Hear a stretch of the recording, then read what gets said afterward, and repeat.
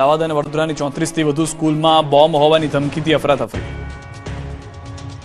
શનિવાર અને રવિવારની રજા બાદ સોમવારથી શરૂ થયેલી અમદાવાદની કેટલીક સ્કૂલોમાં સવારમાં બોમ્બ હોવાની ધમકીભર્યો ઈમેલ મળતા ખળભળાટ મચી ગયો। અમદાવાદની DAV, Asia school, A1 school, સંત Kabir school, tulip, SGVP, CN વિદ્યાલય સહિતની 15થી વધુ શાળાઓને ધમકીભર્યા ઈમેલ મળ્યા, જેથી સ્કૂલ સંચાલકો ડરી ગયા। તુરંત પોલીસ, ફાયર વિભાગ અને ડીઓ કચેરીને જાણ કરી વાલીઓને બાળકો ઘરે લઈ જવાના સંદેશા મોકલ્યા। જે બાળકો સ્કૂલ વાન અને સ્કૂલ બસમાં આવતા હતા તેમને છોડી ઘરે મોકલી દેવાયા હતા। અચાનક સ્કૂલથી ફોન આવતા વાલીઓ ચિંતામાં મુકાયા, દોડાદોડ થઈ જતા સ્કૂલે પહોંચી ગયા। બીજી તરફ પોલીસ અને ફાયરની ટીમે સંકલન સાધીને તમામ શાળાઓમાં ઝીણવટભરી તપાસ કરી, પણ વાંધાજનક વસ્તુ ન મળી। બીજી તરફ એશિયા સ્કૂલના સંચાલકોનો બેદરકારી જોવા મળી। બ્લાસ્ટ અંગે મેલ મળવા છતાં તુરંત કાર્યવાહી ન કરી પોલીસને જાણ કર્યા બાદ 1 કલાક સુધી બાળકો સ્કૂલમાં રહ્યા। ફાયર વિભાગે બાળકોને બહાર મોકલ્યા।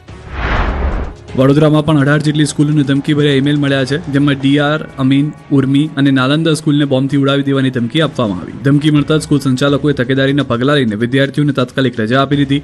ઉર્મી સ્કૂલની હોસ્ટેલ ખાલી કરાવી। બનાવની ગંભીરતાને ધ્યાનમાં રાખીને પોલીસના ઉચ્ચ અધિકારીઓ ઘટના સ્થળે પહોંચી તપાસ હાથ ધરી।